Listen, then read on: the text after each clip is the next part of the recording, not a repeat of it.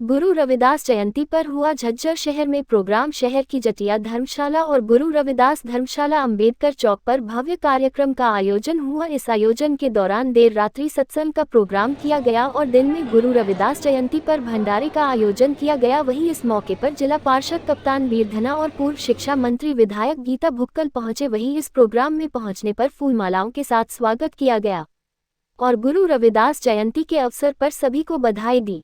हरियाणा की पूर्व शिक्षा मंत्री और झज्जर की कांग्रेस विधायक गीता भुक्कल ने हरियाणा सरकार द्वारा पेश किए गए बजट पर सरकार को घेरा है। उन्होंने कहा है कि मौजूदा सरकार का यह आखिरी बजट था। आमजन को उम्मीद थी कि आमजन की बेहतरी के लिए सरकार बजट पेश करेगी, लेकिन बजट सत्र के दौरान सीएम दोहे व कविता सुनाते नजर आए। उन्होंने सवाल किया कि जनता की रुचि दोहे और कविता में कम बल्कि प्रदेश के विकास के लिए ज्यादा है, लेकिन सरकार उस पर कतई ध्यान नहीं दे रही है। भुक्कल यहां झज्जर में संत रविदास की जयंती समारोह में शामिल होने के बाद मीडिया से बातचीत कर रही थी। उन्होंने कहा कि मौजूदा बजट सत्र में सरकार का पूरी तरह से जुलूस निकलता हुआ दिखाई दिया।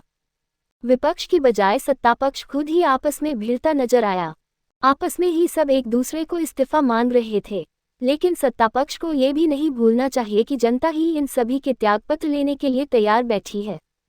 आने वाले समय में भाजपा और जेजेपी गठबंधन की सरकार जा रही है और भूपेंद्र सिंह हुड्डा के नेतृत्व में सरकार आ रही है।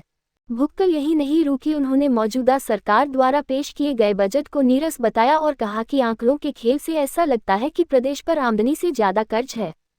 हाल ही में इंडिया गठबंधन द्वारा हरियाणा, दिल्ली सहित कई प्रदेशों में कांग्रेस के आम आदमी पार्टी के साथ किए गए सीटों के बंटवारे को लेकर पूछे गए सवाल का जवाब देते हुए भुक्कल ने कहा कि यह राष्ट्रीय स्तर पर लिया गया फैसला है जो कि सभी के लिए मान्य है।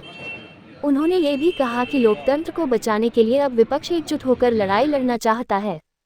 मौजूदा समय में चल रहे किसान आंदोलन और किसानों की मांग का समर्थन करते हुए पूर्व मंत्री ने कहा कि सरकार यहां पर भी जवान और किसान को लड़वाने काम कर रही है।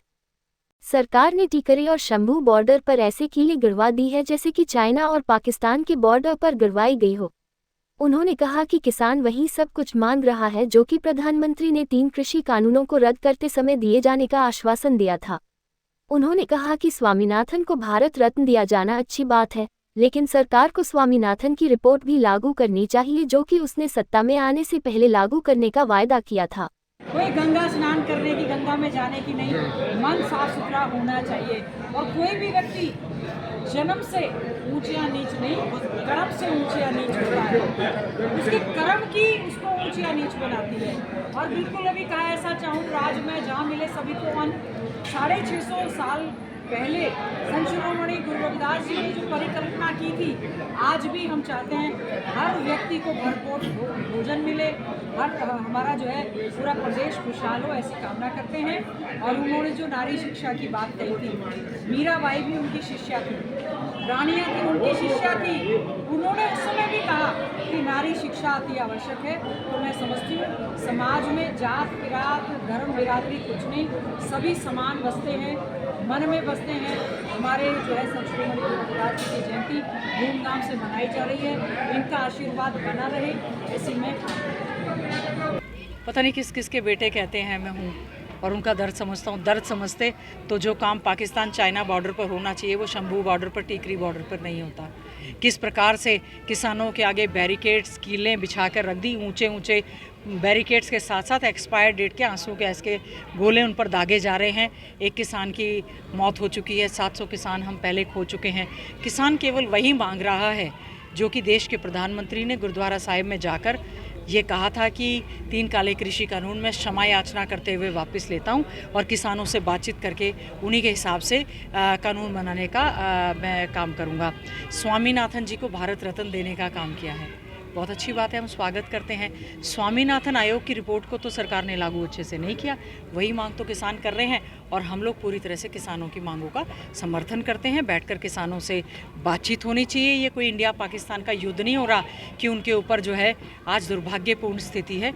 जय जवान जय किसान का नारा देने वाले में जवान किसानों पर फायरिंग कर रहे हैं, किसान जवानों पर कर रहे हैं। इन्होंने कोई नहीं छोड़ा, जय जवान और जय किसान को भी आखिर में लड़ाकर माने, हमें बड़ा दुख है। गठबंधन का राष्ट्रीय स्तर पर लिया गया ये फैसला है और जो भी फैसला राष्ट्रीय स्तर पर हमारे शीर्ष नेतृत्व लेगा सभी को वो मान्य होगा। ज़रूर लगता है कि हरियाणा में कांग्रेस पार्टी अपने आप में सक्षम है, लेकिन उसके बाद जो भी कई राज्यों में जो है कई दलों के साथ सीट का बंटवारा हुआ है वो हमारा राष्ट्रीय शीर्ष नेतृत्व है, ऑल इंडिया कांग्रेस कमेटी और इंडिया गठबंधन के नेता हैं, वो लेंगे।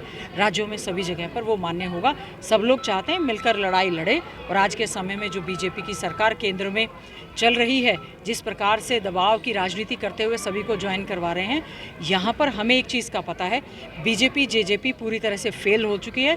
लोगों ने मन बना लिया है, बीजेपी जेजेपी जानी तय है और चौधरी भूपेंद्र सिंह हुड्डा जी के नेतृत्व में कांग्रेस पार्टी की यहाँ सरकार बनेगी और उम्मीद करते हैं आने वाले लोकसभा में भी भारी मतों से हम लोग यहाँ से सीट जीत कर जाएंगे। डबल इंजन की सरकार एक उत्तर में चल रही है, एक पश्चिम में चल रही है और किसानों की बात नहीं सुनी जा रही और हम चाहते हैं सरकार इस पर श्वेत पत्र जारी करे। बीजेपी के अध्यक्ष जी से मैं चाहती हूँ सरकार ये श्वेत पत्र जारी करे कि क्या 2 लाख सालाना नौकरी देने का वायदा किया था वो वायदा पूरा हुआ है।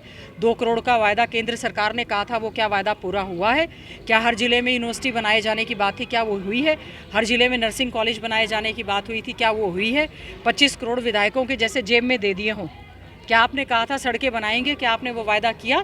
क्या मेडिकल कॉलेज बनाएंगे, क्या आपने वो वायदा किया। श्यामा प्रसाद मुखर्जी जी के नाम से आपने यूनिवर्सिटी मेडिकल यूनिवर्सिटी बनाए जाने की बात की थी, क्या आपने वो यूनिवर्सिटी बनाने का काम किया। श्री कृष्ण आयुर्वेदा यूनिवर्सिटी आप बनाने की बात कर रहे थे, क्या वो किया। परमानेंट शिक्षक भर्ती करेंगे, क्या आपने वो किए। रोज़गार से बाहर का निकालने का आप काम कर रहे हैं।